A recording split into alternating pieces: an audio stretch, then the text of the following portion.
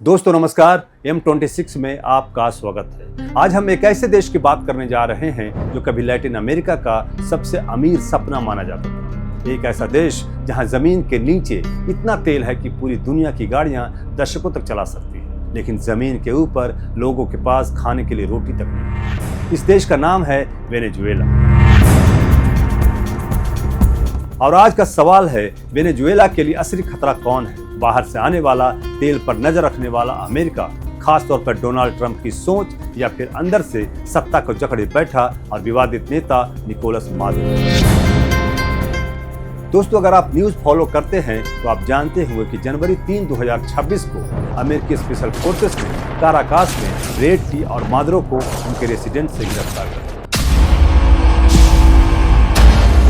उन्हें उनकी पत्नी सिलिया फ्लोरेंस के साथ न्यूयॉर्क ले जाया गया, जहां उन पर ड्रग ट्रैफिकिंग, टेररिज्म और हथियारों की तस्करी के आरोप लगे। अमेरिकी राष्ट्रपति डोनाल्ड ट्रंप ने कहा है कि अमेरिका वेनेजुएला को चलाएगा जब तक स्थिरता नहीं आ जाती। लेकिन सवाल ये है, क्या वेनेजुएला के लिए ये राहत है या नया संकट? क्या ट्रंप का ये कदम तेल के लालच से प्रेरित है या मादुरो की भ्रष्टाचार से वेनेजुएला को बचाने का तरीका? आज हम इस विषय पर डिटेल में बात करेंगे।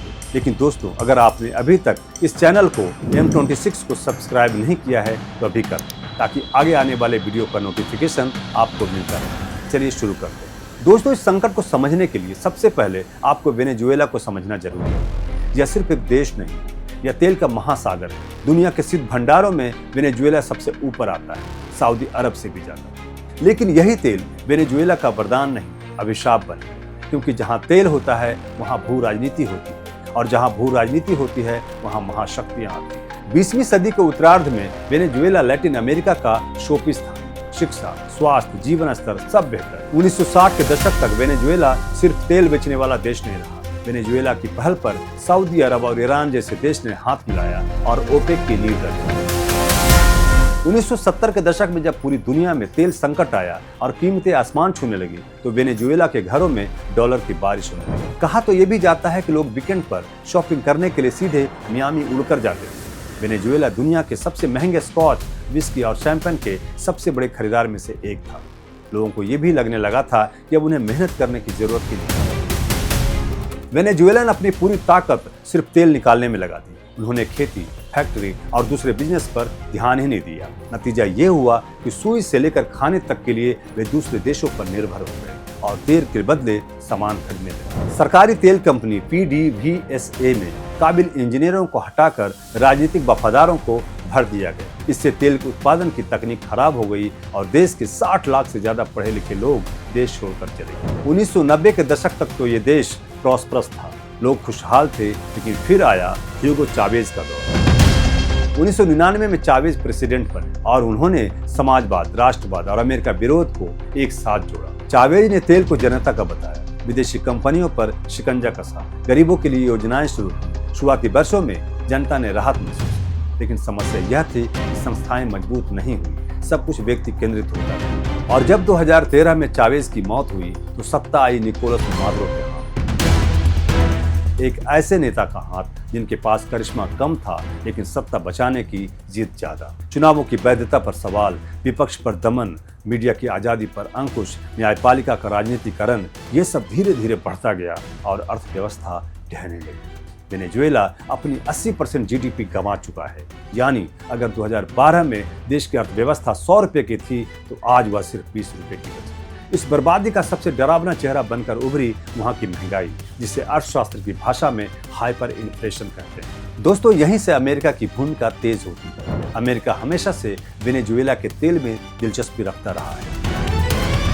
शीत युद्ध के दौर से ही लैटिन अमेरिका अमेरिका की पिछवाड़ा राजनीति का हिस्सा रहा। जब कोई सरकार वॉशिंगटन की लाइन से हटती है तो दबाव आता है, कभी आर्थिक, कभी राजनीतिक, कभी कूटनीतिक। डोनाल्ड ट्रंप के दौर में यह दबाव खुलकर सामने आया। ऑयल हंग्री ट्रंप यह शब्द सिर्फ नारा नहीं, एक नीति का संकेत था। ट्रंप प्रशासन ने मादुरो को अवैध बताया, विपक्षी नेता जुआन गुएडो को अंतरिम राष्ट्रपति की मान्यता दी, कड़े प्रतिबंध लगाए, तेल निर्यात पर रोक, बैंकिंग चैनल बंद, अंतर्राष्ट्रीय लेन देन मुश्किल। इन सब का सीधा असर आम जनता पर पड़ा। अब सवाल उठता है, क्या ये प्रतिबंध मादुरो को हटाने के लिए था या वेनेजुएला को घुटनों पर लाने के लिए? अमेरिका का तर्क था, हम तानाशाही के खिलाफ हैं। आलोचकों का कहना था, आप तेल के लिए देश को तोड़ रहे हैं।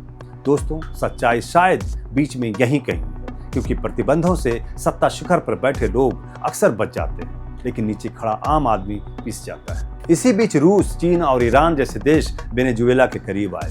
यह अमेरिका के लिए रणनीतिक चुनौती थी। तेल, कर्ज और हथियार, सबका खेल शुरू हुआ। वेनेजुएला एक बार फिर से शीत युद्ध जैसे खींचतान का मैदान बन गया। अब आते हैं हाल की गिरफ्तारी पर।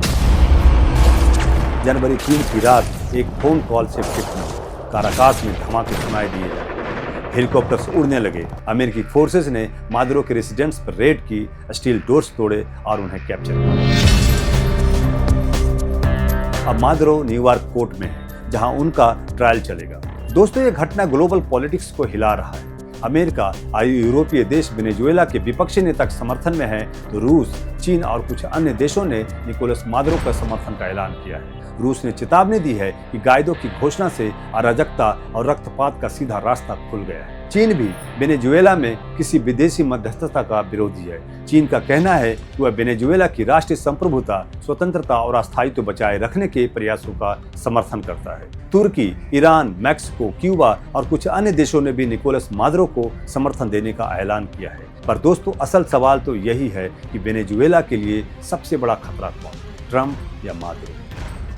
अगर हम मादुरो को देखें तो वह अंदरूनी खतरा है। सत्ता को बनाए रखने के लिए संस्थाओं को कमजोर करना, विरोध को कुचलना और संकट की जिम्मेदारी बाहर दुश्मनों पर डालना, यह देश को भीतर से खोखला करता है और यह नेतृत्व की विफलता है जिसका खामियाजा जनता भुगतती है।